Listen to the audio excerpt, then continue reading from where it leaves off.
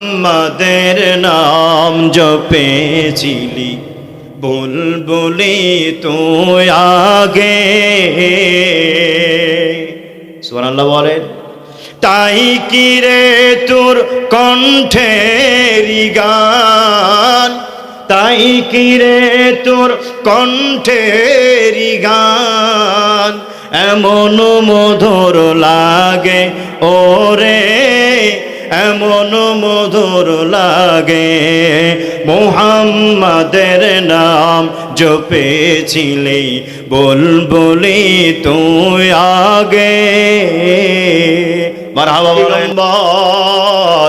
নবী মুহাম্মদুর রাসূলুল্লাহ সাল্লাল্লাহু আলাইহি ওয়াসাল্লাম, ওনার কলিজার টুকরা সাহাবী হযরত আবু বকর সিদ্দিক, হযরত আবু হুরায়রা রাদিয়াল্লাহু তাআলা আনহু। হযরত আবু হুরায়রা কয়েকদিন যাবত খাবার নাই, উনি মসজিদে নববীর ভিতরে শুয়ে থাকেন, বসে থাকেন, পড়ে থাকেন আল্লাহর নবীর জবান থেকে হাদিস শোনার জন্য। কয়েকদিন যাবত খাবার নাই।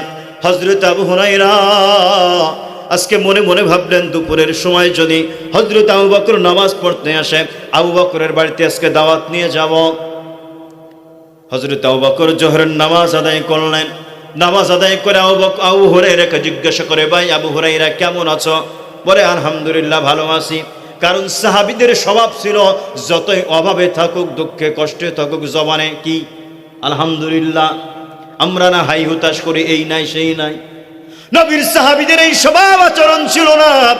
কিন্তু আবু হুরায়রা লজ্জায় শরমে আবু বকরকে বলতে পারে নাই, ভাই আমি কয়দিন যাবত খানা খাই নাই। আবু বকর এতটুকু জিজ্ঞাসা করে চলে গেলেন। হযরতে ওমর উনিও মসজিদের নববী থেকে বের হলেন। হযরতে ওমর আবু হুরায়রার সালাম দিলেন, ভাই আবু হুরায়রা কেমন আছো? আবু হুরায়রা বললেন, ভালো আছি আলহামদুলিল্লাহ।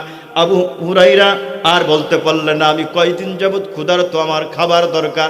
উনার কাছে বলতে পারলেন না। সমাজে কিছু মানুষ আছে অভাবে থাকে, কিন্তু মানুষের কাছে হাত পাততে পারে না, আছে না নাই? এদের আত্মমর্যাদা অনেক বেশি, এই জন্য মানুষের কাছে বলতে পারে না।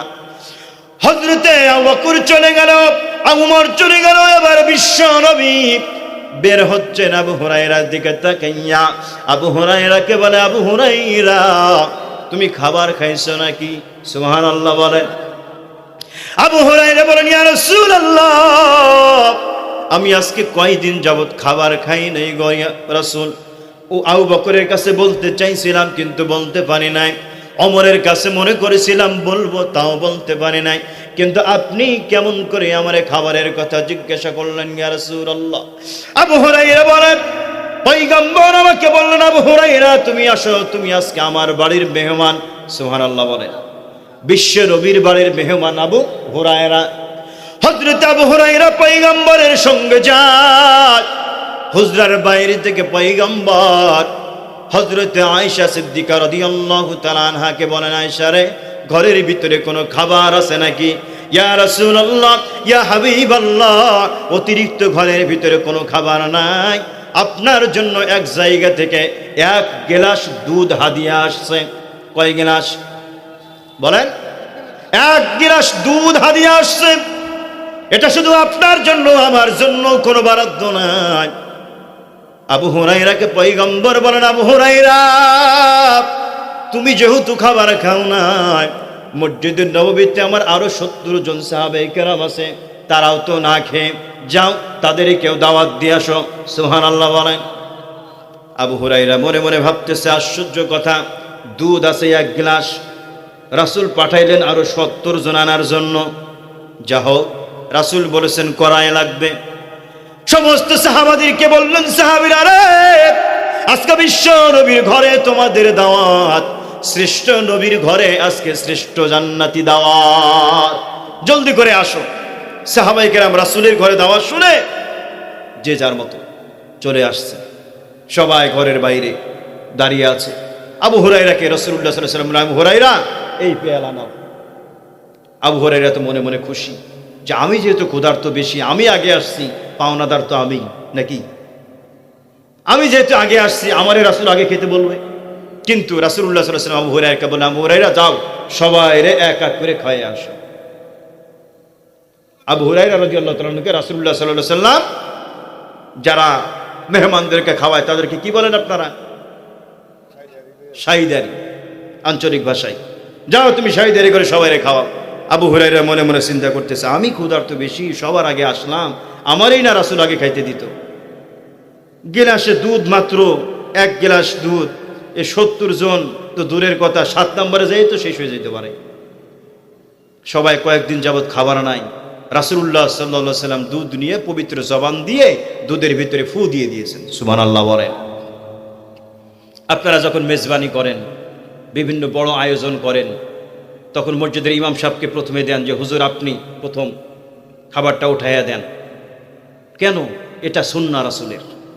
আলেমদেরকে দিয়ে প্রথমে পরিবেশন করানো, ওনারা দোয়া পড়ে ফু দিয়ে দিবেন, আল্লাহ তাআলা এটা বরকত দিবেন। সুবহানাল্লাহ বলেন। আমার প্রাণের ভাইরা, আল্লাহর নবী ফু দিয়ে দিলেন। আবু হুরায়রা বড়ক্ষণ, আমারে যদি আগে খাবার কথা বলতো আমি ক্ষুধার্ত, কিন্তু পয়গম্বর তো আমারে খাবার জন্য আগে দিল না। হযরত আবু হুরায়রা এক এক করে সমস্ত সাহাবীদেরকে খাওয়াচ্ছেন। লম্বা ঘটনা। হযরত আবু হুরায়রা একজন দুইজন করে সবাইরে পান করাইতেছে, সবাই তৃপ্তি সহকারে পান করতেছে। সুবহানাল্লাহ বলেন। 70 জন সাহাবী কেরাম এই দুধ পান করলেন। আবু হুরায়রা দুধের পেয়ালার দিকে তাকাইয়া দেখে এই পেয়ালার 1 চিমটি দুধও কমে নাই, 1 ইঞ্চি পরিমাণ দুধ কমে নাই। আল্লাহর নবী এবার আবু হুরায়রাকে বলে, আবু হুরায়রা তুমি এবার পান করো। আবু হুরায়রা খাওয়া আরম্ভ করলেন, ইচ্ছে মতো খাইলেন। রাসূল বললেন, তুমি কি পরিতৃপ্ত? বলে, ইয়া রাসূলুল্লাহ, হ্যাঁ, আমার আর পেটে জায়গা নাই। বলে, না, আবার খাও। আবু হুরায়রা যেহেতু রাসূল বলেছেন কিছুটা হলেই খাওয়া লাগবে, আবার খাইলেন। আবু হুরায়রা, তুমি কি পরিতৃপ্ত? ইয়া রাসূলুল্লাহ, হ্যাঁ, পেটে আর জায়গা নাই। বলে, না, আরেকবার খাও। আমাদেরকে আপনারা দাওয়াত দেন, হুজুর আপনার জন্যই তো। খাওয়ার শেষ, তারপরে আমি আপনাদের মহব্বত করে 1 চামচ দিই, দেন না হুজুরদেরকে? বলে, আপনার জন্য বানাইছি, খান। আবু হুরায়রা রাসূল কয়বার খাওয়ালেন? এ জোরে বলেন না ভাই, কয়বার? 3 বার খাওয়ালেন। আবু হুরায়রা 3 বার খাওয়ার পরে বলি, ইয়া রাসূলুল্লাহ, বিয়াদবি মাফ করবেন, আমারে ৪র্থ বার আর বইলেন না। সুবহানাল্লাহ। এবার হযরত আবু হুরায়রা বর্ণনা করেন, হে দুনিয়ার বিশ্ববাসীরা, এই হাদিস পৃথিবীতে যতদিন পর্যন্ত থাকবে, যাদের কানের কাছে পৌঁছবে তোমরা শোনো, আমি আবু হুরায়রা সহ ওই পয়গম্বরের 70 জন সাহাবী কেরাম, আমি সহ 71 জন যেই দুধ পান করলাম, আমি 3 বার পান করলাম। পান করার পরে ওই দুধের দিকে তাকায়া দেখি গেলাসের 1 বিন্দু পরিমাণ দুধও কমে নাই। সুবহানাল্লাহ। এমন পয়গম্বর আমাদেরকে আল্লাহ দিয়েছে। আমার প্রাণের ভাইয়ারা, এই নবী মায়ার নবী, রাহমাতুল লিল আলামিন, এই নবীর নাম নিলে আমাদের জবানে একটা আলাদাই মহব্বত চলে আসে। আসে কি আসে না? এই যে নবীর নাম আমরা যখন নেই, কালিমাটা একটু ভালো করে বুঝেন। লা ইলাহা ইল্লাল্লাহু মুহাম। যখন আপনি মুহাম শব্দটা জবানের মধ্যে আনলেন, দেখবেন বুকে একটা ধাক্কা লাগে। নামটা নেন, মুহাম, বুকের মধ্যে একটা আলাদা মুহাম, 2টা ঠোঁট বন্ধ হয়ে যায়। এটা রাসূলের একটা ইশক, মহব্বত, ভালোবাসা। সুবহানাল্লাহ বলেন। প্রাণের ভাইয়েরা, যেই নবীর নাম জপলে পয়গম্বর বলেন, মান সাল্লা আলাইয়া ওয়াহিদাতান সাল্লাল্লাহু আলাইহি আশারা, যে ব্যক্তি আমার নাম একবার পাঠ করবে, আল্লাহ রাব্বুল আলামিন তার আমলনামার ভিতরে 10টি নেকি দান করবেন এবং 10টি গুনাহ আল্লাহ মাফ করে দিবেন। সুবহানাল্লাহ। মুহাম্মাদের নাম জপেছিলি বুলবুলি তুই আগে। সুবহানাল্লাহ বলেন। তাই কি রে তোর কণ্ঠেরি গান, তাই কি রে তোর কণ্ঠেরি গান, এমন মধুর লাগে ওরে, এমন মধুর লাগে মুহাম্মাদের নাম জপেছিলি বুলবুলি তুই আগে। মারহাবা বলেন। এই নবীর জন্য মায়া মহব্বত আছে না নাই? একটু দুহাত করে আল্লাহকে দেখান, রাসূলকে ভালোবাসি কি বাসি না? আয় আল্লাহ বলেন, আয় আল্লাহ আমাদেরকে জীবনে একবার হলেও তোমার নবীর দিদার দান করো। আল্লাহ যদি দিদার না দাও তাহলে আমাদেরকে জীবনে একবার হলেও মক্কা মদিনায় নিয়ে জোরে বলেন আমিন। আলহামদুলিল্লাহ, আল্লাহ তাআলা আমাদের সবাইকে রাসূলের প্রকৃত আশিক হিসেবে কবুল করুন, সকলে বলি আমিন। সম্মানিত উপস্থিতি, অল্প সময় যে কথা বললাম